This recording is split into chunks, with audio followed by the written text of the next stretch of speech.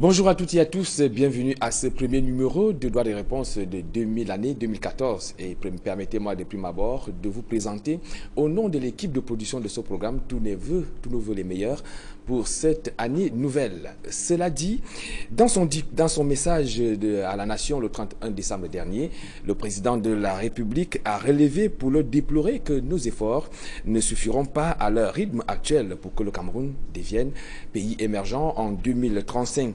En effet, alors que les prévisions tablaient sur un taux de croissance de 6,1% en 2013, les résultats obtenus se situent en deçà des attentes, soit 4,8%. Alors, nous essayerons de comprendre les raisons pour lesquelles est-ce que le président a semblé être pessimiste. On va d'abord s'interroger sur la sous-consommation du BIP, mais également le non-respect du document de stratégie pour la croissance et l'emploi. Il sera également question dans ce programme de parler de la sécurité transfrontalière qui a pris ces derniers mois une ampleur particulièrement préoccupante, notamment dans le nord et l'est. Le Cameroun dispose-t-il de remèdes à ce mal dont souffrent ses frontières? Et enfin, la dernière articulation, on va l'observer en ce qui concerne donc les récents événements survenus en République démocratique du Congo où des assaillants ont attaqué à l'arme lourde la télévision nationale de ces pays, l'état-major ainsi que l'aéroport international d'Ndjili. Alors, était-il question d'une tentative de coup d'État ou alors d'un simple coup de folie d'un groupe terroriste? Voilà donc les sujets autour desquels nos panélistes vont essayer d'échanger pour en savoir un peu plus, pour éclairer davantage votre lanterne sur ces différentes préoccupations. Et je m'en vais tout de suite vous présenter ceux-là qui vont nous accompagner pendant 1h30 de ce programme de droit de réponse. Suzanne Kandalobert, bonjour. Bonjour et bonne année, Etienne Azégue. Bonne année, bonne meilleure vœux également à vous pour cette année nouvelle. Alors, comment est-ce que déjà vous avez entamé cette nouvelle année? Très bien. Très bien. Très bien, bon pied, bon oeil. C'est une bonne nouvelle. Prête à attaquer 2014 avec toutes ses vicissitudes. Ok, merci beaucoup. Joseph Olinga, bonjour.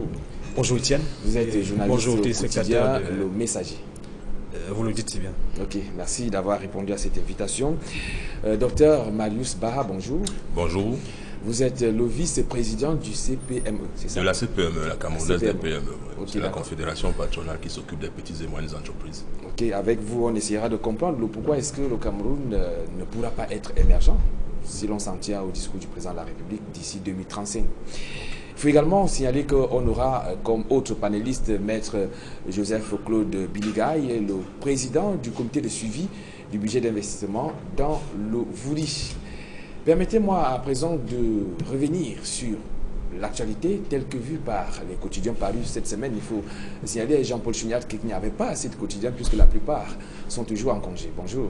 Bonjour Etienne Pascal Azégue, bonne année à tous nos téléspectateurs et à vous-même. Vous le dites si bien, de toute évidence, les quelques journaux qu'on a pu avoir. Il faut souligner que parmi les sujets que vous évoquez tout à l'heure pour cette première livraison de droits de réponse de l'année 2014, il y avait au cœur de ces journaux l'émergence en 2035, à savoir d'abord du point de vue du BIP, le faible taux de réalisation qui à travers n'atteint pas 50%. Et évidemment, le faible taux de croissance, 4,8%, largement en deçà des 6,1% que laissait prévoir, je crois tout au moins que prévoyaient les estimations. Donc, ce qui a semblé un peu compromettre le fameux DSCE, le document de stratégie pour la croissance et l'emploi, et indiquer que ce sont deux variables, évidemment, au cœur du discours du président de la République sur le volet économique, dans son message à la nation le 31 décembre. Et justement, à propos, Cameroun Tribune, le quotidien gouvernemental qui titre, Cameroun Tribune titre « Frein à l'émergence ». L'émergence, Paul Biya tire la sonnette d'alarme. Manque de cohérence dans l'action de l'État, sous-consommation de crédits, lenteur dans les prises de décision et bien d'autres goulots d'étranglement hypothèquent l'atteinte des objectifs de croissance du Cameroun. Au-delà de la publication de l'intégralité du discours du chef de l'État, le quotidien gouvernemental gouvernementale. Dans un éditorial de sa directrice de publication, Marie-Claire Nana qualifie le discours de Paul Biya de coup de chaud sur le gouvernement. Dégageant la responsabilité de Paul Biya, Marie-Claire Nana indique que Paul Biya est dans son rôle de porter la vision et l'ambition, de définir les orientations de la politique de la nation et d'en confier la mise en œuvre au gouvernement. Et le journal travaille une feuille de route et un développement et un chronogramme bien précis. Par conséquent, elle fustige ceux qui affirment que Paul Biya, à travers ce discours, se porte l'estocade à lui-même dans cet exercice critique de l'action de ses ministres. Et pour conclure cette première partie, Marie-Claire Nana qualifie d'erreur d'appréciation les propos de ceux qui tiennent Paul Biya de responsable des insuffisances, des défaillances, des dérapages qui plombent l'action gouvernementale.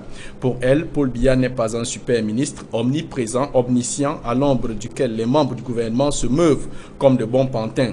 Cameroun Tribune accuse donc le gouvernement, étendant la responsabilité aux coordonnateurs de projets et programmes, les secrétaires généraux, directeurs d'administration centrale, fonctionnaires, prestataires des services de l'État dont la prêté au gain grève le budget sans enrichir le pays. En mettant le doigt sur la question cruciale de la coordination de la stratégie économique, écrit Marie-Claire Nana, ce qui fait le plus mal ici, c'est l'action humaine à travers les petits combats de chefs, les doublons nés des égos surdimensionnés, le manque de vigilance, l'inertie, la lenteur dans les prises de décision, les dissonances et les énergies centrifuges. Pour Marie-Claire Nana, ce coup de chaud sur le sérail et le gouvernement est une semence nécessaire, un coup de massue sur nos têtes désabusées, écrit-elle.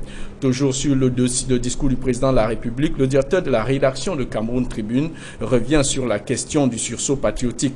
Martin Badian-Baking revient sur une communication de Paul Biya à ses ministres le 15 décembre 2011. Au cours de ce conseil ministériel, Paul Biya déclara à son gouvernement, je cite, « Je vous dirai sans phare, c'est une très lourde tâche qui vous attend, les uns et les autres. Il s'agit ni plus ni moins d'imprimer à notre économie une nouvelle dynamique et de mettre notre pays sur les rails de l'émergence. » Fin de citation. Et le rédacteur de l'article s'interrogeait 2 ans après si chacun des destinataires de ce message fort s'était-il pénétré de l'importance et l'urgence de la mission qui lui était ainsi assignée. Difficile de le croire au regard des performances actuelles de notre économie, conclut Martin Badian-Baking, directeur de la rédaction de Cameroun Tribune. Par ailleurs, le journal a surtout donné la parole à quelques acteurs, notamment des militants du RDPC, comme à leur habitude, encensent le discours présidentiel, pendant que l'opposition reste méfiant, avec Jean Tchomelou du SDF qui dit être resté sur sa faim. Si Cameroun Tribune dédouane Paul Biya des piètres performances économiques du Cameroun, la nouvelle expression qualifie le discours présidentiel de mea culpa de Paul Biya. Le président de la République reconnaît l'incompétence, l'égocentrisme et le tribalisme de ses créatures, entre guillemets, et n'ose plus se prononcer sur le cinquantenaire de la réunification qu'il annonce depuis bientôt 3 ans. Tout en publiant l'intégralité du discours présidentiel, la nouvelle expression donne la parole au président du Front Uni du Cameroun. Pour Jean Djenga, Paul Biya propose beaucoup et ne réalise pas. À propos de la situation économique du pays, Jean Djenga déclare, compte tenu de la misère ambiante et la pauvreté, avec un salaire minimum interprofessionnel de garantie le plus faible d'Afrique, il faut déjà vivre ou survivre dans le présent. Et si l'on n'est pas mort, on peut rêver d'une hypothétique émergence en 2035, conclut Jean Djenga. Fait plutôt remarquable dans cette fait plutôt qu'on ne peut pas passer dessus dans cette revue de presse sur le discours de Paul Biya, c'est la déclaration de Jean Djenga qui dit « Quand Paul Biya a évoqué la bonne nouvelle à la fin de son message, je pensais qu'il voulait annoncer sa démission pour aller enfin se reposer. Paul Biya fait de la libération du prêtre Van der Belt une victoire personnelle. » Encore, la nouvelle expression dans sa livraison du vendredi 3 janvier revient sur le discours présidentiel de fin d'année titrant « Biya met la pression sur le gouvernement ». Et Paul Biya, qui ne réunit presque jamais ses ministres, se plaint de l'inefficacité de ses ministres et de son gouvernement. C'est à se demander à qui s'adressait ce discours, écrit le journal. Dans une analyse, François Bambou pose la question « À qui parle Paul Biya ?» Mais à qui donc adressait-il ce message rempli de mise en garde? Certainement pas à son opposition l'opposition qu'il a souvent précédé dans le constat des carences de l'administration et les dérives de son régime. Le journal rapporte qu'un analyste s'est même étonné, déclarant, je cite, « On croirait entendre le chef de l'opposition, ni John Frundi, et un journaliste d'ironiser, Paul Biya est passé à l'opposition au regard du flot des critiques déversées sur sa propre gouvernance. » Pour le journal répondant à la question à qui parle Paul Biya écrit « Ces critiques acerbes étaient dirigées vers ses principaux collaborateurs, son équipe, son gouvernement, son administration. Une manière habile pour Paul Biya de se dédouaner de toute responsabilité dans l'échec cuisant ainsi constaté. Et donc, il brocade lui-même les pires aspects et peut-être aussi un avertissement adressé à son gouvernement et à ses membres. » Le journal va plus loin dans la recherche des destinataires du message présidentiel, écrivant « Le discours de Paul Biya pourrait également s'adresser à lui-même. On pourrait parodier une de ses questions et la lui retourner », titre le journal. « D'où vient-il que dans un pays qui veut être émergent, le président de la République ne réunisse presque jamais de conseil ministériel pour coordonner et suivre l'évolution des dossiers, alors que dans d'autres pays, cette réunion au sommet est hebdomadaire. Dans un État moderne, cette dérive doit être tolérée. Il nous faudra sans aucun doute améliorer les choses de ce point de vue, relate François Bambou. Et pour dessiner cet avenir incertain, améliorer, redresser le cap pourrait passer par des réformes douloureuses à travers la suppression des subventions, notamment celle du carburant. Le chemin de l'émergence passe par une autre cure d'austérité traduite par ces propos de Paul Biya, invitant le peuple à d'autres sacrifices, je cite, « où nous empruntons le chemin de la facilité en reportant à plus tard les réformes et dans 10 ou 20 ans, nous aurons cumulé un retard tel que nous ne pourrons difficilement satisfaire les besoins de nos populations. » Paul Biya invite ainsi les Camerounais en déclarant dans une attitude à la Winston Churchill, « Je ne vous demande ni sueur, ni sang, ni larmes, mais seulement de vous engager sans réserve dans cette nouvelle phase de notre grand dessein national. » Fin de citation. La nouvelle expression a fait réagir quelques Camerounais. Pour un enseignant de philosophie, le discours de Paul Biya n'a aucun apport aux Camerounais et un tenancier de Colbox des renchérir. J'ai arrêté de suivre le mensonge que le président nous sert chaque année dans ses discours. Et puis le journal fait aussi réagir un juriste, la nouvelle expression qui a donné la parole à un juriste pour décrypter le discours présidentiel. Sur le volet économique, Maître Célestin Kangoum pense que le Cameroun peut bien devenir émergent en 2035. Il faut simplement que le président de la République tire lucidement les leçons du passé quant au choix des hommes et femmes à qui il a souvent confié les missions régaliennes. Le nombre de dignitaires en prison pour malversation financière et ceux en liberté sur qui pèsent des lourdes preuves et non des simples soupçons d'indélicatesse montrent que sur ce plan, ces choix n'ont pas toujours été bons. Il est louable que Paul Biya ait affirmé qu'il existe des hommes, des femmes, des jeunes talentueux capables de relever le défi de faire du Cameroun un pays émergent en 2035. Ces personnes sont au Cameroun et dans la diaspora, on les connaît dans leurs domaines respectifs. L'État a le devoir de les rechercher et les contacter. C'est un impératif national, indique l'homme de loi. Pour Maître Kangoum, les Camerounais sont fatigués du choix des hommes à tous les niveaux, dictés par des considérations autres que le mérite et le sens élevé de l'éthique, conclut ce dernier dans les colonnes du journal La Nouvelle Expression. Et puis encore sur le volet économique du discours de Paul Biya, le journal Le Jour du 3 janvier publie dans sa tribune libre une analyse du président de la MEC, Joachim Tabi-Owono. D'abord sur le budget programme pour le président de la MEC, la transition vers le budget programme triennal semble s'être faite sans qu'on ne nous ait expliqué pourquoi nous ne sommes pas revenus à notre bon vieux plan quinquennal. Joachim Tabi-Owono indique par exemple que pour le budget de l'investissement public, le Cameroun est un pays où l'on danse plus qu'on ne pense et donc le budget fonctionne plus qu'il n'investit. Prend souvent de longs mois en début d'exercice pour commencer à engager les dépenses et plus souvent contraint de décider des délais et des délais supplémentaires comme c'est le cas avec la prorogation de l'exercice budgétaire 2013 jusqu'au mois de mars 2014. Il se pose aussi la question pourquoi augmenter l'enveloppe budgétaire d'année en année de 1617 milliards de francs CFA en 2004 à 3312 milliards en 2014, soit le double en 10 ans. Joachim Tabi-Owono déplore surtout la célérité avec lesquelles 4 projets de loi liés au budget et la loi de finances 2014 sont passés comme des lettres à la poste à l'Assemblée nationale. Et de s'interroger si nos députés, bien qu'étant des caïds, peuvent-ils avoir la capacité d'analyser efficacement autant de chiffres en une seule nuit blanche? La question reste posée. Deuxième aspect de l'interrogation de Joachim Tabi-Owono, c'est évidemment l'agriculture de seconde génération. Dans un budget qui ne reconnaît pas l'agriculture parmi la priorité des priorités, où serait passée l'agriculture de première génération qui est similaire Simi Meignet en parle d'une de deuxième génération. Agriculture de seconde génération et budget programme triennal serait-il des simples slogans ou alors des simples mimétismes? La question reste posée. Face à cette double interrogation, Joachim Tabi-Ono conclut en reprenant les propos de la mission conjointe FMI Banque mondiale en visite au Cameroun le mois passé. Je cite: la croissance économique n'est pas suffisante pour mettre le pays en orbite pour l'émergence économique en 2035, lit-on dans les colonnes du quotidien Le Jour. Et donc, pour ce résumé, Étienne Pascal Azégué, au thème de cette partie de la revue de presse consacrée au discours de Paul Biya, plusieurs constats se dégagent, dont notamment deux tendances dans le traitement de l'information par les journaux. Cameroun Tribune, quotidien gouvernemental, pour une fois, a été obligé de reconnaître les défaillances, les dérapages et insuffisances d'un système que la presse privée a toujours relevé. Le journal a pris le soin de dédouaner Paul Biya de toute responsabilité des mauvaises performances de son équipe gouvernementale, rejetant toute la culpabilité sur les ministres, directeurs généraux et autres hauts fonctionnaires et cadres d'administration. Nulle part dans ces colonnes, Cameroun Tribune n'a évoqué les chantiers et les rendez-vous manqués de Paul Biya, notamment la commémoration du cinquantenaire de la réunification qu'il annonce depuis 3 ans.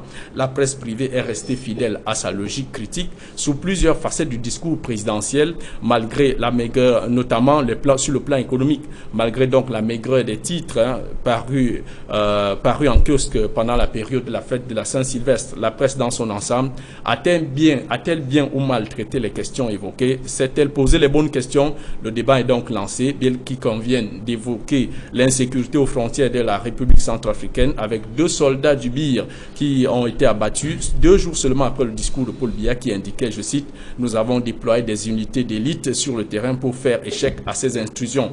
Un peu plus bas, en République démocratique du Congo, il y a cette tentative de coup d'État manqué qui a failli renverser le président Joseph Kabila. Peut-on voir en 4e de couverture du journal Cameroun Tribune? Voilà donc Étienne Pascal Azégué. Évidemment, place à vous avec vos invités pour répondre aux questions que se posent les millions de téléspectateurs de droit de réponse. Merci à vous, Jean-Paul Chuniat, et certainement à dimanche prochain. Nous allons entrer donc dans le vif des sujets retenus dans le cadre de cette édition de droit de réponse. Tout d'abord, le pessimisme de Paul Biya que l'on a observé dans son discours de fin d'année en ce qui concerne l'émergence du Cameroun en 2035. Alors, Suzanne Kalobe, est-ce que vous avez eu l'impression que les journaux ont su décrypter ce qui suscitait le pessimisme de Paul Biya quant à l'émergence du Cameroun en 2035? Non, pas suffisamment, parce que chacun était prisonnier de sa ligne éditoriale.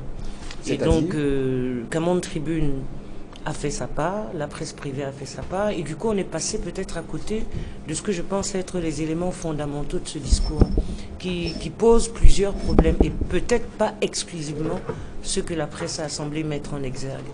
Parce que quand Paul Biya en appelle finalement à l'engagement patriotique, quand il rappelle aux gens que nous sommes loin du compte, et quand il pose le problème de son propre système, c'est la brèche dans laquelle je pense la presse aurait dû s'engouffrer.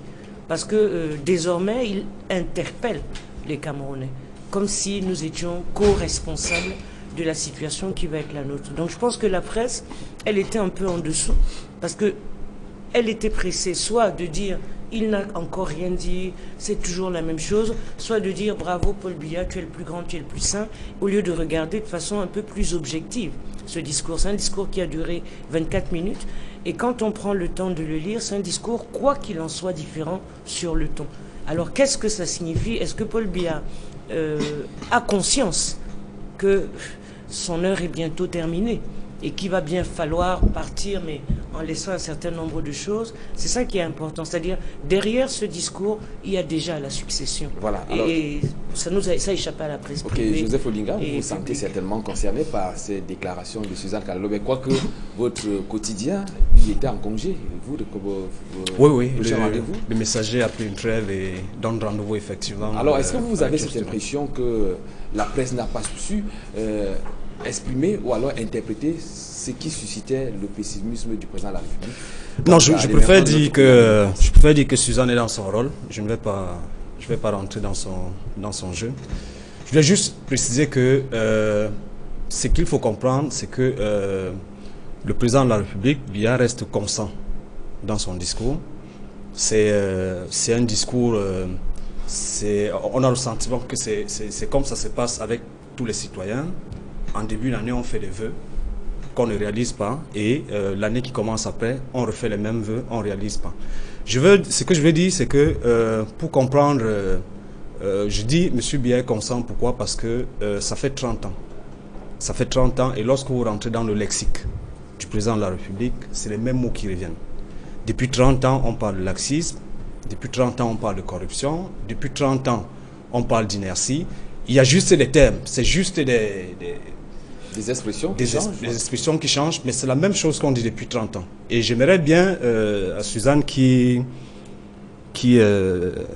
note si bien la presse, qu'on revienne, qu'on juge M. Biya sur les discours qui ont été prononcés sur les 30 ans. Le 31 janvier 1983, c'était l'un des premiers discours de M. Biya, où il appelait les Camerounais à l'unité, à la paix, où on parlait de laxisme, où on parlait de corruption. C'est les mêmes mots qui ont été prononcés par M. Biya. Peut-être qu'elle va me retorquer qu'à cette époque, mais je pense que l'histoire l'a retenu. Ce discours, on peut le retrouver. C'est vrai que le président... Et ce discours était le message de fin d'année, et était aussi le lancement de la campagne présidentielle. Cette année-là, ce discours a été repris. Les mêmes promesses, les mêmes attentes ont été évoquées le 10 janvier 1984. Et au fil des ans, vous allez retrouver, si on rentre dans les discours, on va les référencer si tant il est que c'est ce que Suzanne le veut. Non, je pense que nous allons les référencer parce qu'il s'agit d'une chronique. L'émergence du Cameroun. Il s'agit d'une chronique, et en chronique, je pense bien qu'il s'agit de ramener les faits présents à une actualité, les faits passés à une actualité un peu plus présente. Okay. Et lorsqu'on ramène ces faits, il est évident que depuis 1983, précisément le 31 janvier 1983, jusqu'au 31 janvier 2013, M. Biya a prononcé le même discours et dit que la presse est passée. Il me semble que j'ai regardé cette émission de temps en temps. Il me semble que Suzanne, dans des éditions antérieures, s'est offusquée du fait que la presse est allée lire dans la boule de cristal. Pour une fois que M. Biya n'a pas parlé de son départ, et que Suzanne vienne sur le plateau nous dire que la presse est passée à côté parce qu'elle n'a pas lu le départ de Biya, l'alternance, je pense qu'il y a un vrai problème qui se pose. Merci Joseph Odinga. Qu'on va recevoir l'autre panéliste qui vient de se joindre à nous. Il s'agit de maître Joseph-Claude Biliga. Bonjour. Oui, bonjour. Alors, vous vous sentez interpellé lorsque le président de la République dit qu'il ne sait pas à quoi servent les commissions de suivi, ainsi que les résultats, ou alors le constat fait quant à la réalisation de certains projets en tant que responsable quand même d'un comité de suivi du BIP? Oui, je tiens d'abord à rectifier. Je ne suis pas le président du comité de Bouri, BIP, parce que le président est nécessairement un député, c'est le député d'Orcolens. J'ai été pendant 6 ans le vice-président et président par intérim lorsque le premier président, Maître Makembe Bébé, était décédé. Donc je suis là et maintenant je suis membre du comité régional, du comité régional participatif du budget d'investissement public. Alors vous êtes à un degré supérieur, donc c'est ce qui nous amène à beaucoup plus de votes. Vous êtes davantage impliqué quand oui, il se trouve également que je suis depuis quelque temps dans le répertoire des experts de marché public. Et à ce titre, je suis régulièrement invité pour participer dans la sous-commission d'analyse des offres en matière de marché public. Voilà un peu ce que je voulais dire. Et naturellement, nous avons été interpellés. J'ai suivi ce que le président a dit. Il a raison ou il a tort? Le problème, c'est pas qu'il a raison ou pas. Le problème, c'est de savoir comment faire pour que ça s'améliore. Ça, c'est ce que moi je pense. Parce qu'en fait, les raisons comment je peux dire ça, les causes de la sous-consommation ne peuvent pas être réduites aux missions de comité de suivi. Pas du tout. Il y a plusieurs causes. Moi, j'ai essayé de les regrouper en 2 grands ensembles. J'ai appelé ce que j'appelle les causes récurrentes. Depuis que ça existe, nous savons que nous avons un cadre réglementaire constitué par le code des marchés publics et d'autres actes encore, des décisions autres, qui font que, quelle que soit la volonté d'intervenants dans le processus de passation de marché, d'exécution de marché public, il y a des délais qu'on doit suivre, qui sont obligatoires. Donc, si on commence à un moment donné, après l'appel d'offres et après le lancement de l'appel d'offres, à partir de ce moment-là, il y a des délais qui sont vraiment stricts. On ne peut pas, sauf en matière, lorsqu'il y a des procédures d'urgence. Comme vous comprenez. Bah, on aimerait comprendre. Ouais, le problème, c'est à quel niveau? Je recommence. Je vous disais qu'il y avait... D'attribuer des marchés ou je, alors je vous disais qu'il y avait deux grands ensembles. J'ai dit, première cause, c'est qu'il y a les causes réglementaires. C'est-à-dire qui sont des causes récurrentes, qui participent, qui trouvent leur source dans les lois ou les règlements, le code, etc. Qu'on doit appliquer au niveau du processus de passation de marché public. S'il y a des délais stricts qu'on doit suivre et qui pensent qu'on ne peut pas ne pas les suivre. Ces délais peuvent donc, si on a commencé tard et qu'il faut suivre ces délais, on est obligé de finir tard. Ok, d'accord. Voilà, là c'est la première raison. La deuxième raison, l'autre raison qui est également une cause récurrente, c'est que il y a ces commissions dont vous parlez, les commissions de passation de marché public, les comités de suivi du budget, ou d'une manière générale le contrôle. Parce que le contrôle n'est pas seulement fait par le comité de suivi du investissement public.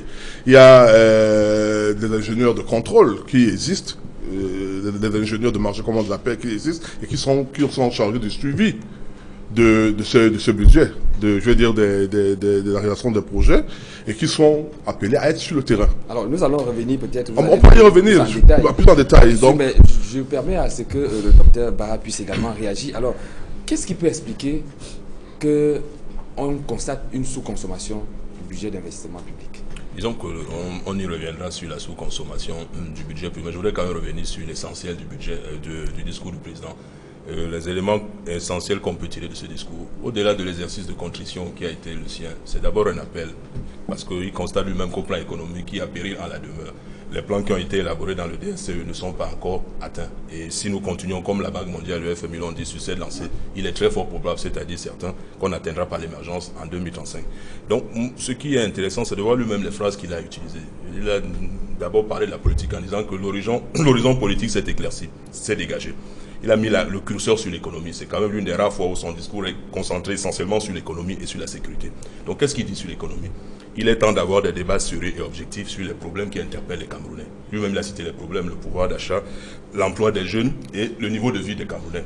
Donc, pour revenir à cette émergence, pour en parler avant qu'on entre dans le fond du problème, il y a des solutions qui sont mises sur la table, qui sont proposées, on y reviendra peut-être, pour que cette émergence-là soit une réalité. Maintenant, le budget d'investissement public, on y reviendra tout à l'heure. Juste dire un mot.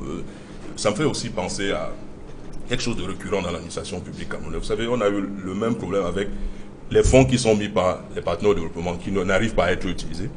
Il y a également les fonds PPTE qui sont logés dans un compte séquestre à la BEAC, qui ne sont toujours pas utilisés. Donc il y a plus de 2000 milliards que la BEAC gère, qui appartiennent aux États, qui sont issus de l'initiative PPTE. Donc on est en droit de se poser une question simple. Est-ce qu'il n'y a pas un agenda caché dans l'administration pour faire échouer la politique du chef de l'État? Parce qu'on ne peut pas comprendre que dans un pays en développement, en voie de développement, sous-développé si vous voulez, un pays en voie d'émergence comme le nôtre, on soit incapable de consommer ne serait-ce que la moitié du budget d'investissement. Or, quand on sait que c'est l'investissement qui développe un pays, le budget de fonctionnement n'est qu'un budget de consommation. Donc on pourrait également trouver des solutions pour que ces deux budgets-là soient corrélés et que demain, tout en consommant le budget de fonctionnement, on puisse consommer de façon beaucoup plus scientifique le budget d'investissement, mais on y reviendra dans la suite du débat tout à l'heure. Suzanne Kalolobe, est-ce que vous, peut-être que vous avez suivi la réaction de maître Joseph Biliga, lui qui est quand même dans un comité de suivi du budget d'investissement, il parlait entre autres du contrôle et même des textes. Est-ce qu'on peut dire que la mise sur pied peut-être de certains projets porte en eux-mêmes les germes de destruction, ou alors ça n'a pas été bien pensé pour le bien des populations? Moi, je voudrais revenir, si vous le permettez, sur le discours. Parce que dans ce discours, justement, il y a une interpellation qui est forte et qui met en exergue un peu ce que j'appellerais notre mentalité de Camerounais. C'est-à-dire que quand on appelle les gens à faire leur travail dans l'éthique et la transparence, c'est qu'il y a un mal qui nous ronge, c'est ce que j'appelle la vampirisation. C'est-à-dire nous suçons nous-mêmes notre sang en mettant en place des obstacles et en se gargarisant du fait que de toute façon le système est pourri. Et contrairement à ce que Alinga disait, moi je ne soutiens pas ni Paul Biya ni le RDPC. Mais dans un contexte politique donné, je contextualise un discours. Parce qu'il est un peu facile de dire c'est toujours la même chose, c'est toujours les mêmes mots. Qu'est-ce qui fait que dans cet exercice, qu'est-ce qui est nouveau? C'est l'interpellation. Pas seulement des membres du gouvernement, pas simplement de l'administration camerounaise, mais de nous tous. C'est une interpellation. Alors on peut ne pas y répondre, ou on peut considérer que les problèmes ne sont pas graves. On peut balayer d'un revers de main en disant que de toute façon on a toujours dit ça. Okay. Sauf que d'autres personnes ont trouvé qu'on s'attendait plutôt à ce qu'on ait des réponses à ces préoccupations. Non, la question c'est que dans un discours de fin d'année, il faut restituer la fonction d'un discours. Le discours qu'on appelle ça, pour souhaiter les vœux, n'est pas un discours politique au sens d'une campagne. C'est un discours bilan. Et ce bilan concerne l'ensemble des objectifs que l'on s'est mis en place. Et donc il y a des tracés. Quand Paul Biya dit le BIP, le DSE, nous sommes loin du compte et qu'il faut donc qu'on se resserre les coudes, ça veut dire que quelque chose ne va pas. Mais ce qui manque dans ce discours, et ça c'est vrai, c'est qu'une fois qu'il a fait ce tableau, maintenant quelle va être la perspective? Quelles vont être les dispositions concrètes qui vont être prises? Est-ce qu'il peut le dire dans son discours? Est-ce qu'il va le dire après-demain? Est-ce que c'est autant de choses que le discours laisse comme un peu de côté? Mais je voudrais dire que cet exercice d'analyse du discours, c'est un exercice à la fois journalistique et de prospective, sans tenir simplement à une critique plate, en disant « Ah, c'est toujours la même chose ». C'est là où je dis les choses, on peut passer à côté de beaucoup de choses. Et là, dans ce discours, c'est vrai qu'il y a la sécurité transfrontalière, c'est vrai qu'il y a l'économie, mais moi, ce que je vois dans le fond, c'est l'interpellation. C'est-à-dire, chaque Camerounais est mis devant ses responsabilités. Pour révisiter tout le discours du président de la République, je souhaite qu'on s'en tienne seulement à l'angle qui nous intéresse, c'est-à-dire... À l'angle que vous avez choisi. L'émergence, bien évidemment, parce que le président de la République a fait mention de plusieurs choses, on ne pouvait pas tout en parler. On a choisi pour que les gens puissent comprendre. Le président émet des réserves quant à l'émergence du Cameroun en 2035. Alors, Joseph Odinga, cette interpellation s'adressait à qui, plus précisément? Au président de la République lui-même. Contrairement à ce qui va être développé, au président de la République lui-même, parce que il n'est plus à démontrer que le président de la République s'est positionné comme étant le coach et le capitaine de l'équipe. Le coach et le capitaine de l'équipe, j'ai dit, je préfère qu'on référence les arguments que nous apportons ici aujourd'hui et aussi je souhaite qu'on analyse le discours de M. Biya sur la durée. Sur ce qui a été dit par lui-même, c'est sur ce qui a été fait par lui-même. Sous le contrôle, je pense, des aînés qui sont sur ce plateau, vous vous souvenez de l'interview qui a été accordée à la CTV de l'époque, en 1987, par le président de la République, Éric Tchindji était l'intervieweur, et le président de la République a clairement dit que, en fait, c'était pratiquement une mise en garde envers ceux qui occupent les fonctions supérieures pour rappeler et dire à l'opinion en fait qu'ils sont dans c'est des emplois essentiellement revocables. Je dis essentiellement, c'est lui qui a employé ces termes-là. Et de préciser qu'il donne la latitude à tous ces ministres, à tous ces gouverneurs, à tous ces directeurs généraux, à tous ceux qui ont les fonctions supérieures, comme il a dit dans cette interview, de prendre des initiatives, mais attention, ils ne peuvent pas prendre ces initiatives sans l'aval du président de la République. Alors si, dès qu'on a fini de le dire, et que le lendemain, on parle de l'inertie gouvernementale, ça pose un problème. Ça veut dire que la personne qui est censée donner le là ne l'a pas fait, puisqu'elle s'est arrogée cette responsabilité dès le départ.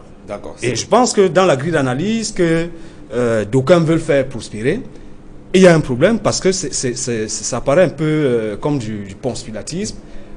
Non, l'équipe a perdu pendant 32 ans, pendant 33 ans. Non, ce n'est pas la faute de l'entraîneur, non, ce n'est pas la faute du capitaine. Or, dans cette équipe, nous avons la même personne qui est sélectionneur, qui est entraîneur et qui est capitaine. On ne peut pas lui enlever ses responsabilités. D'accord, Joseph Odinga. Alors, Joseph Biliga, moi je voudrais que vous essayiez un peu de nous dire, vous qui êtes à la tête du comité de suivi du budget de l'investissement public dans la région littorale. Pas à la tête.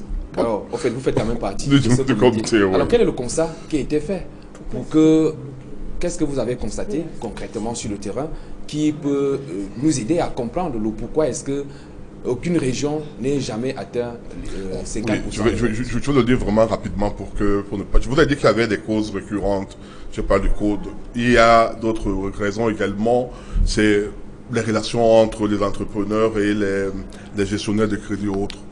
Ça, je peux y revenir également. Il y a également, comme tu as dit, l'inefficacité relative des missions de contrôle. Je l'explique un peu. Les missions de contrôle, généralement, d'abord, il y a les tests. Dernièrement, il y a eu un décret du Premier ministre du 13 septembre 2013 qui a organisé le comité de suivi de l'investissement public.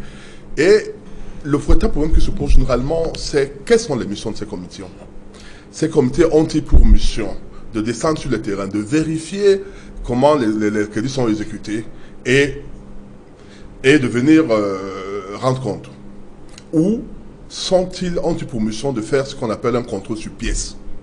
Lorsque vous lisez l'arrêté, la décision du gouverneur ou du préfet qui nomme les membres, c'est le préfet, le gouverneur qui nomme les membres au niveau régional et départemental, on vous dit que leur mission est, entre autres, de pouvoir, comment je dis ça, obtenir des observations des participants et de pouvoir travailler sur la base des rapports de sous-commissions techniques, sous-comités techniques, que eux ont peut-être le droit de descendre. Alors, du coup, il se trouve que ceux qui travaillent, moi je donne un cas vraiment précis, dans le Vouvray, on a eu des problèmes avec le nouveau délégué départemental de MIPAT, qui lui était le secrétaire de notre comité. Nous disions, nous devons descendre sur le terrain pour vérifier qu'effectivement le travail est effectué. Lui nous disait, mais oui, mais il n'y a aucune ligne budgétaire qui vous donne, qui vous a alloué pour pouvoir descendre sur le terrain pour vérifier. Donc vous êtes censé contrôler. Vous êtes sur place. On vous apporte des documents, vous n'avez aucune possibilité de vérifier si ces documents sont justes ou faux. Alors, les rapports, on a un problème. Quand vous faites ce genre de constat... Là, c'est le premier problème, donc. Le deuxième problème, c'est que ces rapports que nous faisons...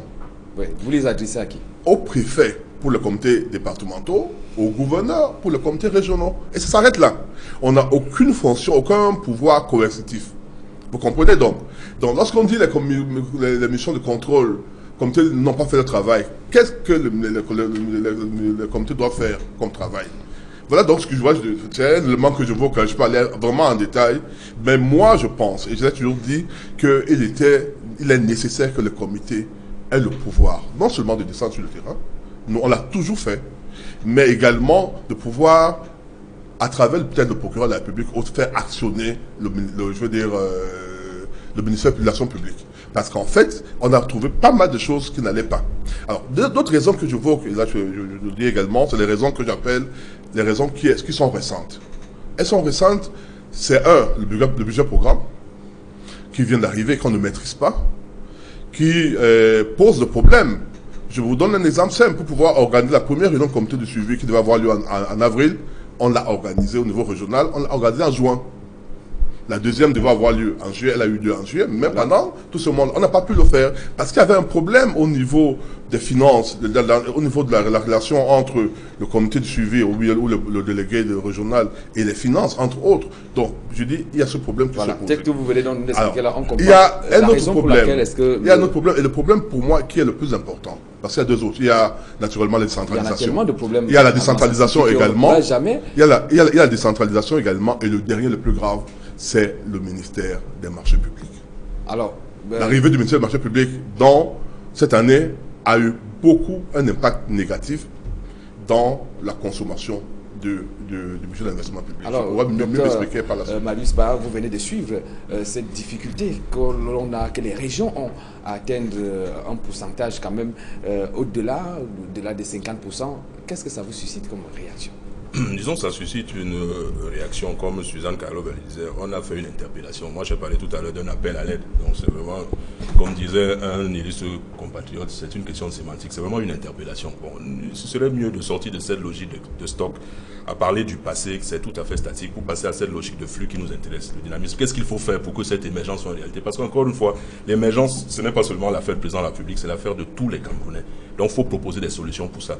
Pour toute organisation, le management dans une organisation repose sur 3 choses. C'est pas très compliqué. Les structures, les méthodes et les hommes. En termes de structure, nous proposons depuis des lustres à Camerounaise des PME de mettre sur pied un grand ministère de l'émergence pour que l'émergence ait un visage unique, un interlocuteur unique. À l'intérieur de ce ministère, on pourrait regrouper tout ce qui concerne les projets structurants du chef de l'État, c'est-à-dire les transports, l'énergie, mais également y ajouter la planification et l'aménagement du territoire. On a fait ce genre d'initiative dans des pays développés. Je prends l'exemple de la France avec le ministère de l'Environnement qu'on avait confié à Juppé puis à Borloo. Parce qu'on avait mis au cœur de ce ministère l'ensemble des problématiques liées à l'environnement. Il y avait le transport, l'énergie, etc. On peut faire la même chose pour l'émergence. Pourquoi, encore une fois, il y ait un interlocuteur unique, mais aussi un visage unique. Ça permettrait cette cacophonie qui a plusieurs ministères qui interviennent dans un même domaine d'émergence. Deuxième chose qui nous intéresse, puisque nous sommes dans ce qui concerne les petites et moyennes entreprises, nous avons un ministère des PME. Mais il faudrait lui ajouter 2 éléments fondamentaux essentiels, l'innovation et l'économie numérique. Nous sommes dans un pays où l'économie née d'Internet n'existe pas. Or, c'est là où les jeunes talentueux dont parle le chef d'État s'expriment le mieux. Regardez le nombre de diplômés qu'il y a au niveau des TIC dans ce pays. Ils sont incapables de se mouvoir intellectuellement dans ces domaines-là. Pour terminer, après les structures, nous comptons mettre sur pied des méthodes. On a parlé du budget programme. Il procède de quelque chose qui existe depuis. La loi portant un régime financier de 2007 avait prévu ce budget programme. Et le gouvernement a en son sein un projet qu'ils appellent Promaga, projet de modernisation de l'administration axé sur la gestion axée sur les résultats, Promaga, qui est logé à la primature. C'est un système qui permet de mettre en place dans ce pays les tableaux de bord dont parle le chef d'État, mais également un système de reporting qui permettrait justement de suivre et de quantifier pas à pas le travail de l'administration et du gouvernement. Et troisième élément, troisième levier, ce sont les hommes. On a parlé tout à l'heure. Est-ce que les jeunes talentueux dont parle le chef d'État sont appelés et mis à contribution pour que ce pays-ci avance? Est-ce que le concept anglo-saxon des right man at the right place est mis en place dans notre pays? Nous en doutons. Donc nous pensons qu'en jouant sur ces 3 leviers, structure, méthode, homme, on peut booster l'émergence et lui donner un accent beaucoup plus grave. Je rappelle quand même que d'autres pays sont dans cette lignée-là et risquent d'être émergents avant nous. Le Gabon, c'est prévu en 2020. La Côte d'Ivoire, c'est prévu le Gabon, c'est prévu en 2025. La Côte d'Ivoire, en 2020. Et la Côte d'Ivoire fait, cette année, 2013, 9,8. C'est exactement le montant qui est dans le DSCE pour les 20 prochaines années. Nous en sommes à 4, c'est-à-dire à peu près la moitié. Vous voyez que le chemin est encore long. En plus, c'est un pays qui sort de 10 ans de conflit. Voilà, vous faites de faire mention du document de stratégie pour la croissance et l'emploi. Et le président a d'ailleurs fait mention du non-respect des prescriptions contenues dans ce qu'on qualifie comme tableau de bord pour la croissance d'ici 2035. Alors, Suzanne Carlo, est-ce que finalement, pourquoi est-ce qu'on ne devrait pas respecter, qu'est-ce qui fait en sorte qu'on ne puisse pas respecter les prescriptions de ce document mais qui est quand même la boussole et même que tout le monde doit respecter pour que le Cameroun soit émergent en 2030? Il y a une question, il y a un problème de fond, même si vous ne voulez pas qu'on revienne au discours. Quand le chef de l'État dit dans son discours que ce qui plombe notre projection vers l'émergence, c'est le manque de coordination, c'est le problème de cohérence et c'est l'engagement. Quand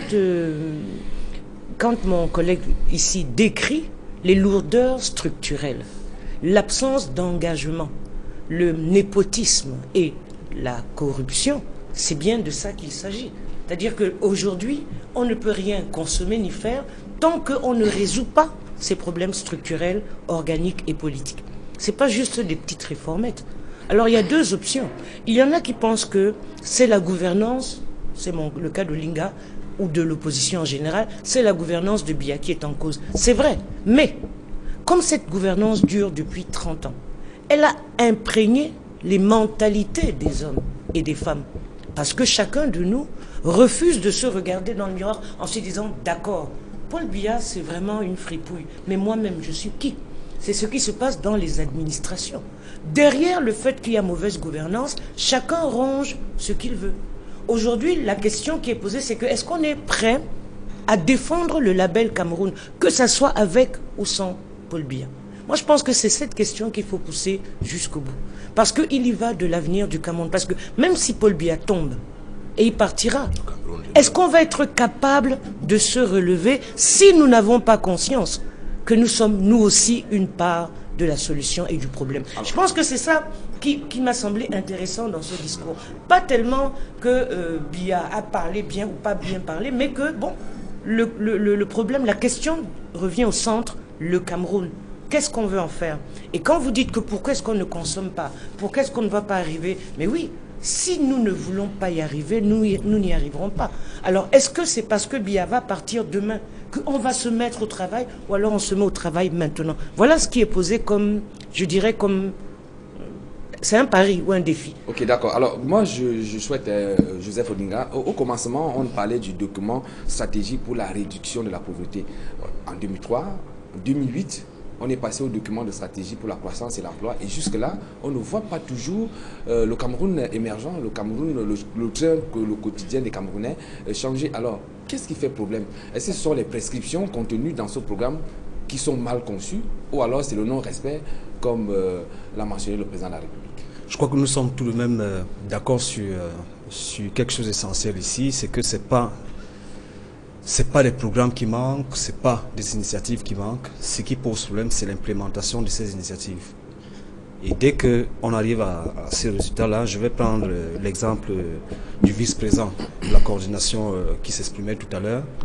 Dès qu'on arrive à cette question-là, on se rend bien compte que il serait un peu difficile, comme le soutien Kalalobi en ce moment, que le Camerounais lambda, qui est responsable à tel ou tel endroit, et à qui on a clairement dit et à qui on indique tous les jours que vous êtes dans une fonction revocable, toute initiative que vous devez prendre doit avoir l'avis d'un tel ou d'un tel, il nous sera difficile d'avancer. D'accord. Il nous sera très difficile, et je pense que ça rentre dans ce que le docteur expliquait tout à l'heure. Il y a des lourdeurs, les mécanismes sont tellement longs que même Suzanne Kalalobi, qui aujourd'hui fait ce discours, à cette place-là, ne pourrait pas réaliser. C'est faux. Alors, ne pourrait pas le faire parce que... Qu'est-ce que je vais dire? Qu'est-ce que je vais dire? Qu'est-ce que je vais dire? Je réalise, je me bats et je réalise. Et parce que le problème, Olisa, qu'est-ce que vous faites précisément là où vous travaillez? le problème, c'est qu'il faut que les gens soient courageux. Non, Madame Kalalobi, vous ne pouvez pas...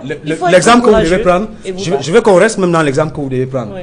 Vous ne réalisez pas où vous travaillez. Si. La preuve sur ce plateau, vous venez critiquer ce qui est fait à l'endroit où vous travaillez. Bien sûr que je réalise. Parce que vous ne le faites pas à l'intérieur et vous n'avez pas les moyens de le faire à l'intérieur. Ok, d'accord. C'est la division qu'on a. Non, c'est faux. Mais c'est pas faux. Non, c'est faux. Puisque sur ce plateau, vos collègues s'asseyent et vous critiquez ce qu'ils font, ce que vous décidez en rédaction.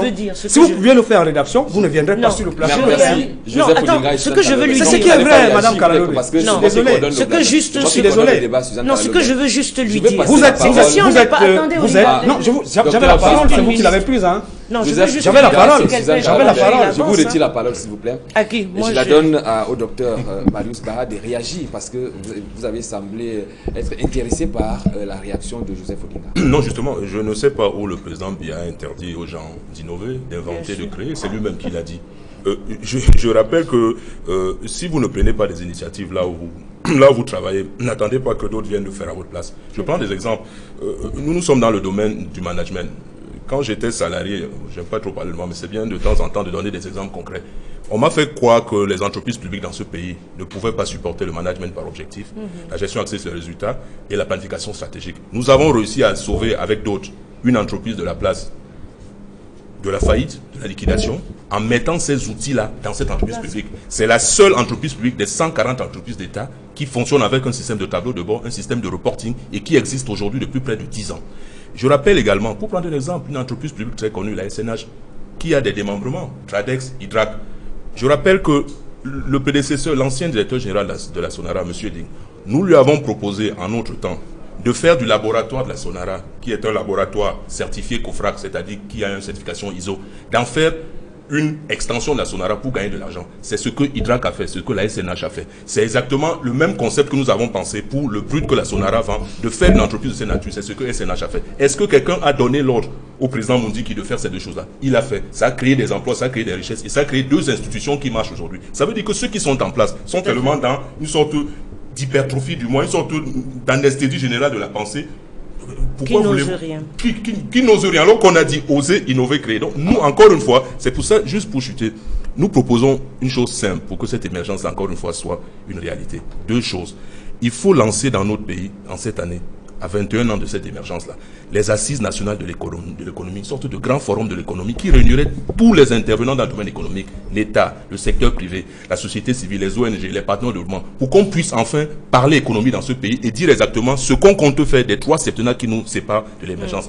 Deuxième chose, au sorti de ces assises-là, met sur pied une loi de programmation économique qui pourrait être séquencée en 3 temps, ce qui permettrait de suivre petit à petit, pas à pas, le travail qui est fait par l'administration et par le secteur privé pour que notre pays se développe. Si ces choses-là sont mises en place dès cette année, ça pourrait booster énormément le travail qui est mis en place par le gouvernement.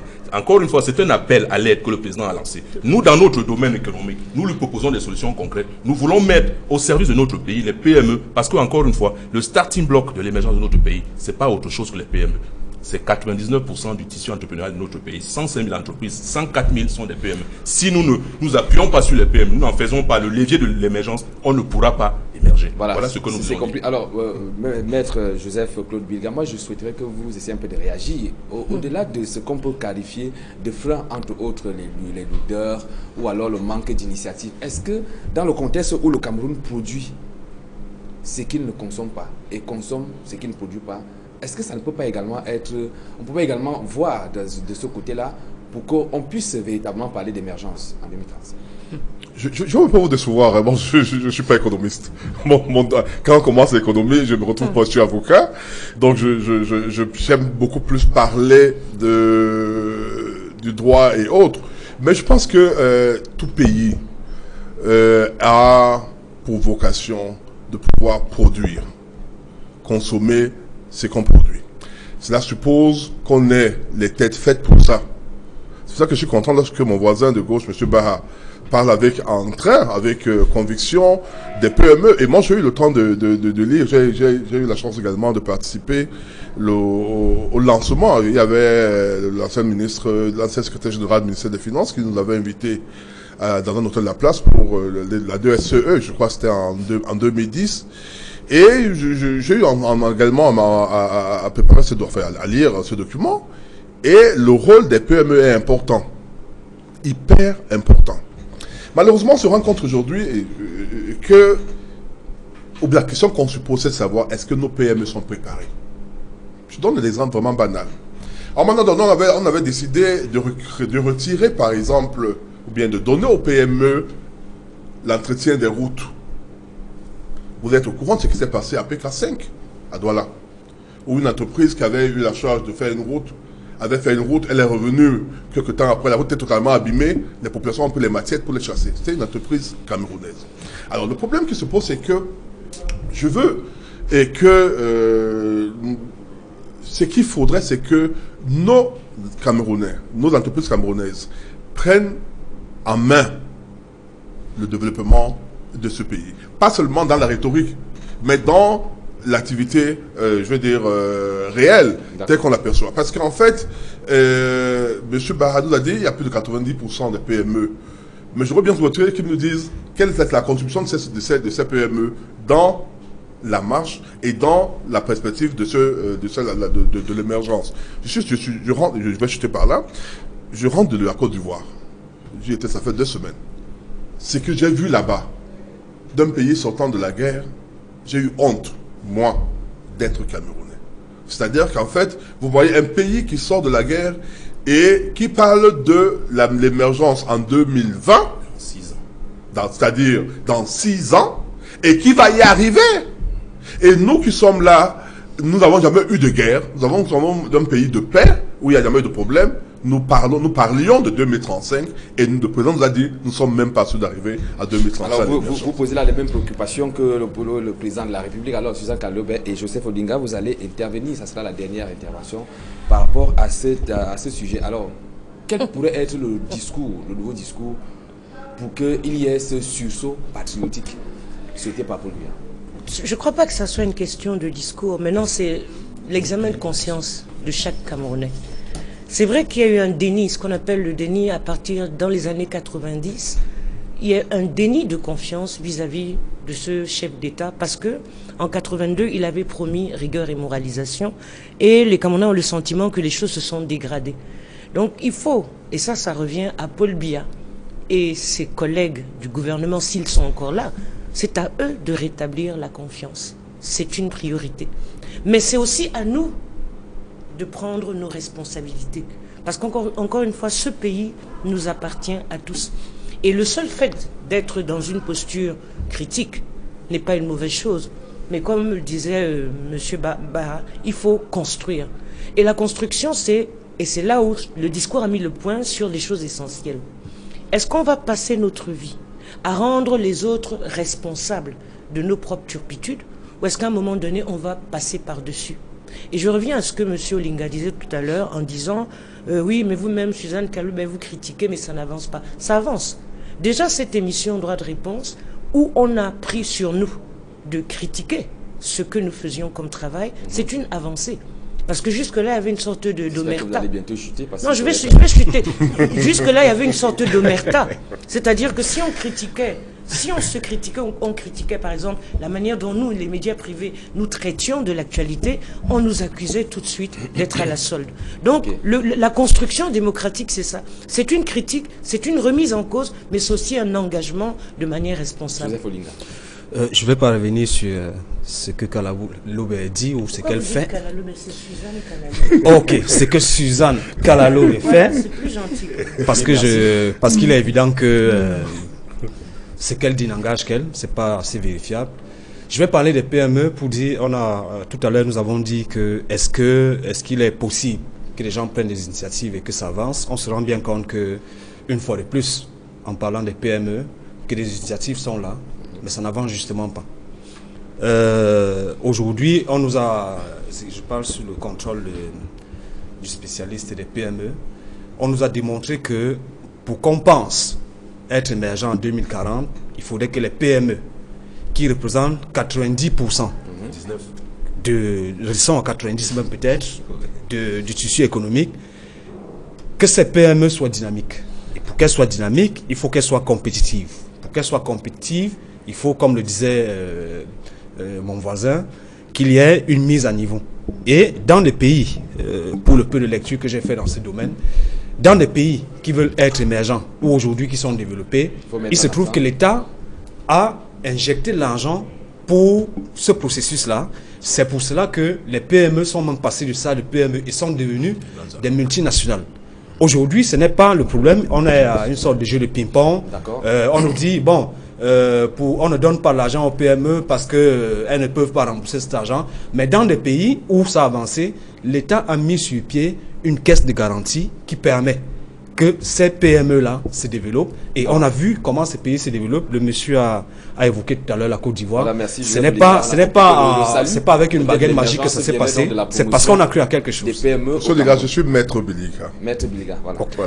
Nous passons à présent au deuxième sujet. On parle de l'insécurité transfrontalière. Le président de la République faisait également mention dans son discours qu'il y a eu des éléments, des unités d'élite qui ont été déployés, notamment dans le cadre de la région de l'Est du Cameroun, mais quelques jours seulement après ce discours, qu'on nous a appris qu'il y a eu 2 soldats de cette unité d'élite qui ont été abattus. Alors, est-ce que le Cameroun pourra-t-il véritablement tenir de cette crise, de cette insécurité au niveau de ses frontières? Oui, je pense que nous pouvons, jusqu'à présent, nous avons résisté. Il faut dire que c'est quand même récurrent, la crise centrafricaine, elle ne date pas de l'époque Bozizé.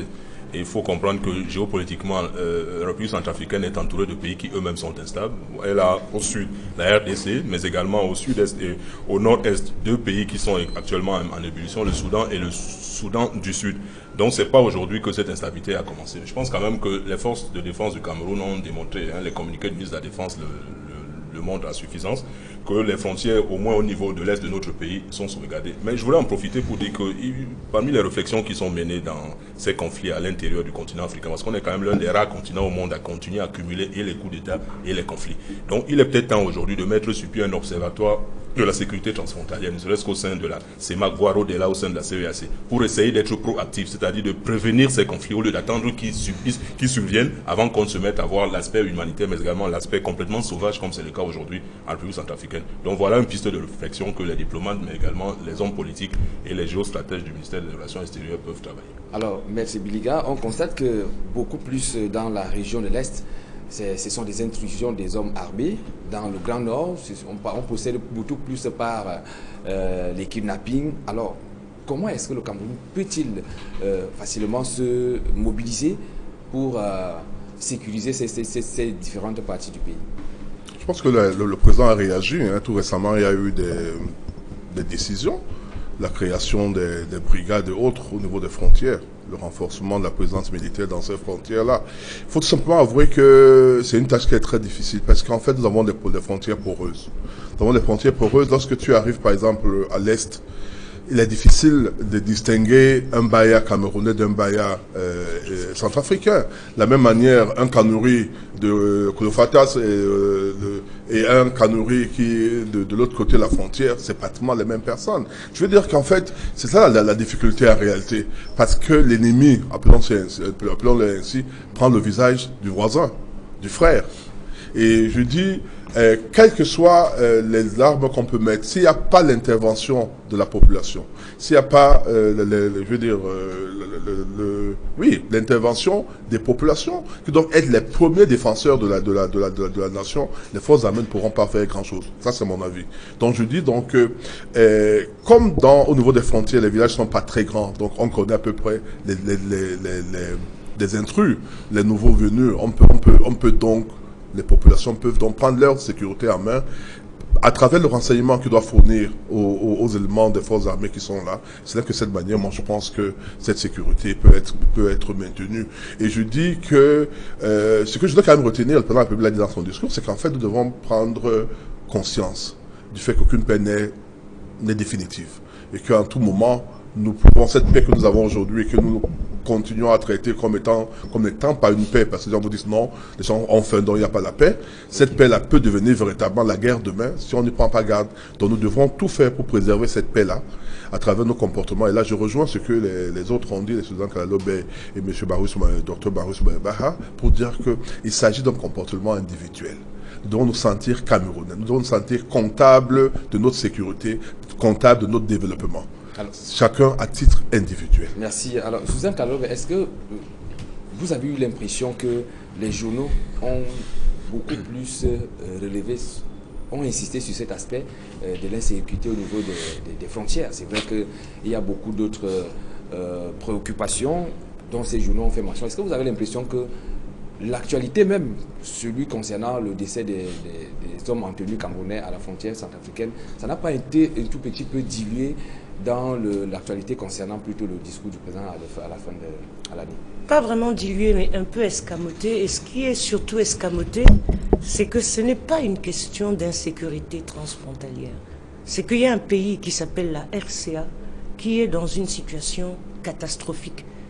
Et c'est un pays frère et un pays ami. C'est sûr que 2 Camerounais tués, c'est terrible. Mais 1000 morts découpés en morceaux, c'est terrible pour l'Afrique. Donc la question de fond, ce n'est pas sécurisons les frontières.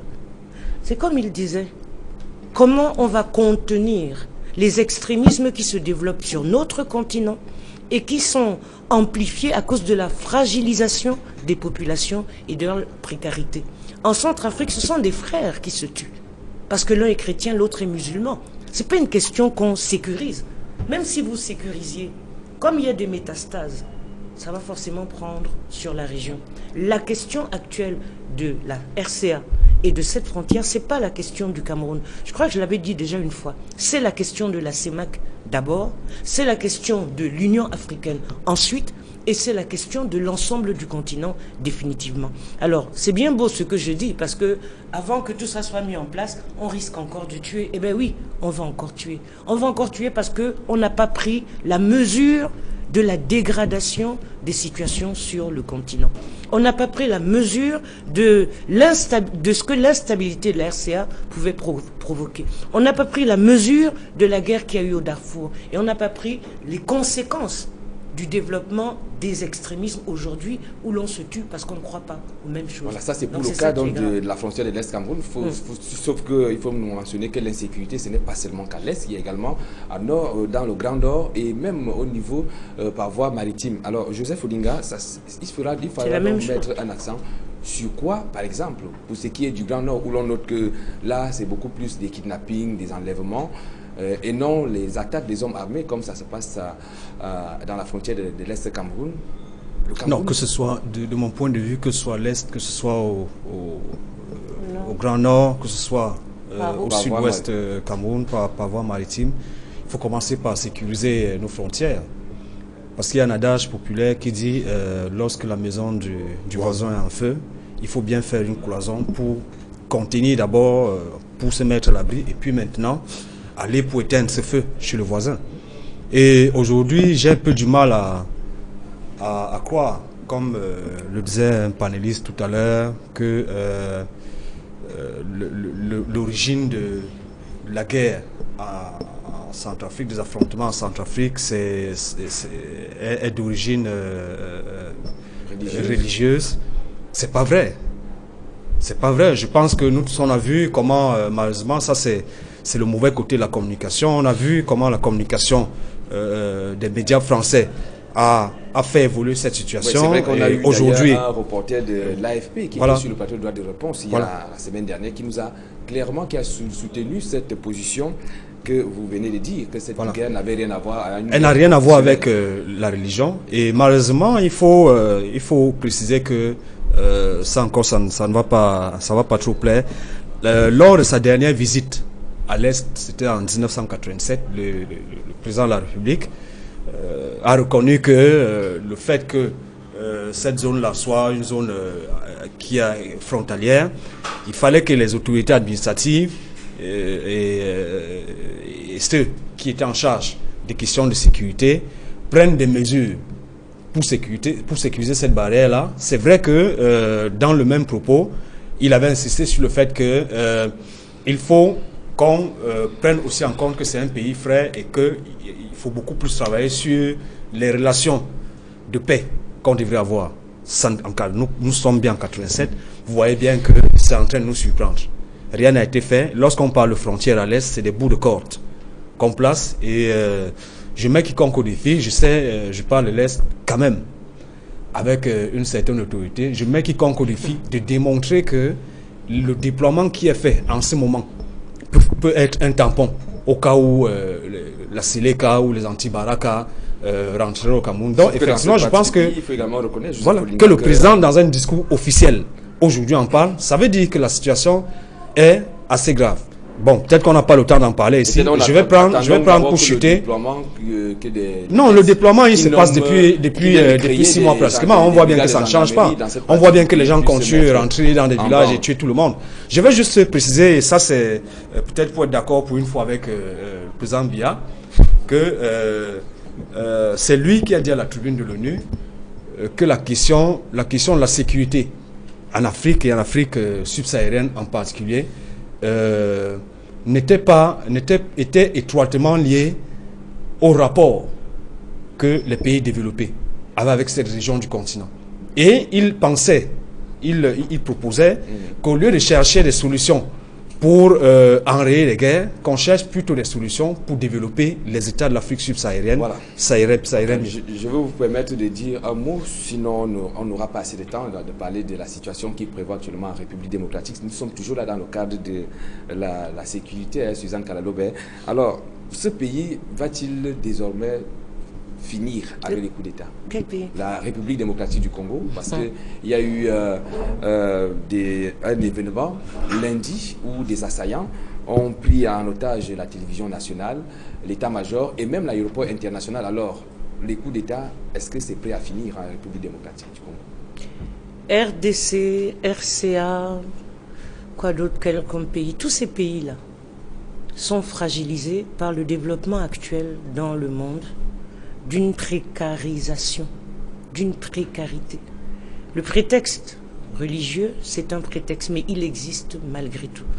Al-Qaïda, Mixma, tous ces gens-là naissent d'une situation où il n'y a plus de contrôle. C'est pour ça que je reviens à la question de fond. Personne aujourd'hui sur notre continent ne peut croire qu'il lui suffit d'avoir ses propres unités pour être en sécurité chez lui. C'est faux. La pression est trop forte. D'où l'urgence d'une organisation quant au fond. Ce que les pays africains ont fait jusqu'à maintenant, ça a toujours été ponctuel, conjoncturel. On pense la plaie mais il y a toujours le sang qui coule parce que le sparadrap est trop petit. Et je dis qu'il y a urgence maintenant à prendre des mesures fortes. Ce n'est pas qu'une question de la RDC. Parce que même si demain, il y avait un autre coup d'État, ça va bousculer, c'est comme les effets dominos. Donc ne regardons pas ça comme si c'était loin de nous, parce qu'on ne sera pas en sécurité chez nous, même si vous mettez le mur de Berlin. C'est impossible. Donc il y a une urgence, mais vraiment, pour que, de manière structurelle, les pays africains prennent leur sécurité en main. Il est dommage qu'ils aient pensé aller faire un sommet de la sécurité en France. Mais ce n'est pas si idiot que ça. Parce qu'on sait qui a mis le feu. On sait que ceux qui ont mis le feu hier veulent jouer le rôle des pompiers. D'accord. Alors, est-ce qu'il y a même lieu de parler même de coup d'État, Joseph Odinga, par rapport à ces événements que la RDC a vécu lundi? Non, je dis peut-être pour être dans la suite de Kalalobé, effectivement, de Suzanne Kalalobé. Il est difficile aujourd'hui de parler de sécurité en Afrique subsaharienne parce que on se rend bien compte que et ça je pense c'est un secret polichinelle, on a beaucoup plus de forces de parade et juste à côté celles qui comptent c'est des forces prétoriennes. Je vais prendre l'exemple au Cameroun, ça s'est écrit dans les médias, même à l'international, on en a fait des dossiers. Vous avez une armée où les gens sont formés dans de grandes écoles, où les gens apprennent pas mal de choses, mais tout juste à côté de cette armée, on a 2 corps d'élite qui en fait sont considérés comme les corps chouchous de celui qui est au pouvoir et qui en fait ne sont pas là pour protéger la population, c'est pas excessif que je le dise, qui sont des forces qui sont mises au service d'un homme. Et juste à côté, pour chuter avec l'analyse, que c'est un officier de Africom qui partageait cette analyse avec nous pour nous expliquer pourquoi les armées en Afrique subsaharienne ne peuvent pas aujourd'hui contenir les feux qui s'allument un peu partout. Voilà. C'est qu'il y a, dans le cas de la RDC par exemple, pour chuter, on parle des commandements incompétents parce qu'on est dans une situation où celui qui est au pouvoir craint donner le pouvoir nécessaire aux professionnels de l'armée. On a des renseignements négligés ou corrompus. Les gens ne font du renseignement que lorsqu'ils pensent tirer des bénéfices de cette affaire et parfois fabriquent des documents pour dire des choses qui ne sont pas complètement vraies. On a des logistiques qui n'existent pas, qui sont défaillantes. On a comme ça des équipements insuffisants. On a la corruption même au sein de l'armée. Et pour chuter, on a le fait que l'armée et le pouvoir se regardent toujours en chien de faïence et on ne comprend toujours pas pourquoi. Voilà, docteur Ba, est-ce que vous n'avez pas l'impression que le régime de la RDC, de ce pays qui est passé de République du Congo à Zaïre, qu'il y a eu toujours une succession de coups d'État à la tête de ce pays? Est-ce que ce n'est pas par rapport à ce qui s'est passé il y a des années, en 65, Mobutu, qui, par un coup d'État, enlève un président, Kassavou, et ainsi de suite, les Kabila, on commettra l'histoire. Est-ce que ce n'est pas une histoire du passé qui se répète aujourd'hui? Non, pas tout à fait, puisqu'il y a quand même une relative stabilité entre 1965, où Mobutu prend le pouvoir, et 1997, où Mobutu meurt. Au moins, l'avantage avec les dictateurs, c'est qu'ils mettent de l'ordre. Hein. Regardez en Égypte, en Tunisie, en Libye, depuis qu'ils ne sont plus. Vous serez un peu légitime. Non, je ne légitime pas, je suis factuel, j'essaie d'être factuel, je regarde les faits, vous savez, comme disait Lénine, les faits sont têtus. Quand ils sont là, au moins ils ont l'avantage de mettre l'ordre et la discipline. Et je vous rappelle que c'est souvent dans des régimes forts que l'économie se développe. Regardez la Chine, c'est pas une démocratie, mais c'est la deuxième puissance économique du monde. Je veux juste terminer en faisant un parallèle, une corrélation entre le niveau de développement économique d'un pays et la situation de précarisation, la situation de guerre latente ou ouverte. Regardez, dans les années 80, on était quasiment au même niveau, l'Afrique, que l'Amérique latine et l'Asie. Succession de coups d'État. Ça ne vous étonne pas que depuis 10, 15 ans, il y a 20 ans, il n'y a plus de coups d'État en Asie, il n'y a plus de coups d'État en Amérique latine. Pourquoi? Parce que ces pays sont en train de progresser économiquement. Ils sont assez nombreux dans le G20. Il y a un seul pays africain dans le G20. Et ce pays, il est quasiment pacifié, malgré les différences ethniques. Je parle de l'Afrique du Sud. Donc si on arrive à faire la jonction entre une vraie économie, un vrai développement économique, comme nous le souhaitons dans notre pays, on est sûr d'assurer la paix. Parce que justement, c'est quand vous avez faim que vous vous souvenez que votre voisin est musulman, votre voisin est de confession différente. C'est quand vous avez faim que l'extérieur peut vous instrumentaliser et faire en sorte que le pyromane d'hier soit le pompier d'aujourd'hui, comme disait Suzanne Kalalobé. Donc on peut très bien faire la jonction entre l'économie, le développement économique et la situation de guerre dans nos pays. Maître Joseph Biliga, c'est un avis que vous partagez? Bien sûr, le terme est tout simple, gouvernance. La bonne gouvernance. C'est tout.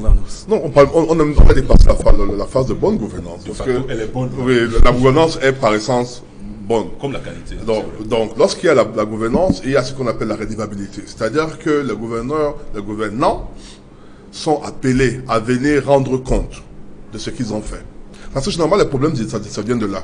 C'est-à-dire, nous confions nos mandats à certaines personnes, ils exercent leur mandat sur nos têtes sans nous rendre compte, ils font ce qu'ils veulent, et comme nous n'avons pas d'autres moyens de nous défendre, c'est là où l'insurrection commence, les descentes, les marches, les émeutes, les armes, etc. Je dis que le souhait que nous avons, le souhait que nous émettons tous ici aujourd'hui, c'est que cela n'arrive pas chez nous. Pour que cela n'arrive pas, il faut qu'il y ait une bonne répartition des biens de la croissance. Pour qu'il y ait émergence, il faudrait bien que chaque Camerounais sache que maintenant que je travaille pour le Cameroun, je travaille pour l'intérêt général, mais j'ai également ce que je peux appeler des retombées du travail que je fais. Si les gens travaillent en se disant on le fait, mais c'est les autres qui bénéficient, sans nous, ça pose problème. Lorsqu'on nous dit le Cameroun a tel nombre, je sais pas quoi, 3 000 milliards de budget, et que dans les carcères de votre femme, on ne ressent pas la relance économique, par exemple, vous êtes prêt à descendre dans la rue pour dire ça ne va pas. Donc je dis, la RDC, la RCA et tous les autres pays de Sud-Soudan nous interpellent, nous tous, nous parlent, et nous devons écouter, en commençant par nos dirigeants. Alors, Suzanne, comment comprendre, puisque celui qu'on a placé, le responsable d'ailleurs de ce coup d'État manqué, il s'agit d'un certain pasteur qui disait venir libérer le peuple congolais de l'esclavage rwandais. Comment est-ce que vous pouvez comprendre ça? Mais nous revenons à tout ce que l'on dit depuis tout à l'heure, c'est-à-dire que chaque fois qu'on est en situation de crise, on se rappelle que le voisin est différent. C'est vrai que la province du Kivu, que le Katanga sont deux provinces délicate pour le Zaïre. Délicate à cause de ce qu'elles contiennent comme richesse extraordinaire. Le fameux mouvement M23, c'est pas rien. Et c'est vrai qu'il s'est cristallisé ou il s'est développé parmi certaines populations congolaises une espèce de discrimination contre les Rwandais. Mais on est dans une époque où n'importe quel illuminé pense que tous les coups sont possibles. On en revient à la déliquescence dans laquelle notre continent se trouve et à la précarisation qui fait que les fondamentalismes religieux donnent du courage à beaucoup de groupes. Mais je pense que là où nous sommes interpellés, c'est pas conjoncturel, c'est pas la RDC, c'est pas la RCA, c'est l'Afrique. Et la question du panafricanisme, c'est-à-dire des solidarités africaines, demeure et des complémentarités. Parce que même dans l'émergence du Cameroun, sur le plan économique, on aura besoin de la complémentarité du RDC Congo. On aura besoin de la RCA. On a besoin, parce que si nous voulons effectivement nous en sortir, aucun pays aujourd'hui, aucun, même l'Afrique du Sud qui croit pouvoir s'en sortir seul, ne peut pas. Donc dans l'émergence 2035, dans la stabilité de la RDC, le panafricanisme doit revenir à l'ordre du jour, c'est-à-dire la solidarité entre Africains. Joseph Sinon, on va sortir par vous. Croyez-vous à cet instant que l'Afrique puisse tourner le dos au coup d'État? C'est une question difficile, mais ayons l'honnêteté de dire que tant que la misère sera le lot quotidien des Africains, c'est facile que l'étincelle parte toujours. Et je vais dire comme quelqu'un sur ce plateau, il ne faudrait pas, ce n'est pas un souhait, mais il ne faudrait pas qu'on pense que nos dirigeants pensent que nous en sommes loin. Et il est temps que la RCA, que le Congo, que tous les autres nous inspirent, parce que si le matin, un Camerounais va travailler et qu'il n'est pas sûr qu'il aura son salaire à la fin du mois, qu'il n'est pas sûr qu'il pourra faire manger son enfant ou l'envoyer à l'école, il est possible que n'importe quel kidam qui sortira de je ne sais où Sauf qu'on le lui inculquer des choses. Et notre pays. Non, vous savez, on a le sentiment qu'on voit souvent que c'est tranquille et qu'on voit souvent comment ça se trace. 2008, nous nous sommes retrouvés dans la rue comme ça, avec des gens qui étaient dans la rue, on ne sait pas d'où c'est venu. Je pense que la solution à toutes ces histoires, c'est que, effectivement, que sur le plan économique, puisqu'on en parle, que chacun puisse ressentir que le développement dont on parle est une réalité. Voilà, mesdames, messieurs, merci d'avoir répondu à cette autre édition de Droit de réponse. C'est ici que nous mettons un terme à ce programme. Mesdames, messieurs, donnons-nous rendez-vous certainement dimanche à la même heure.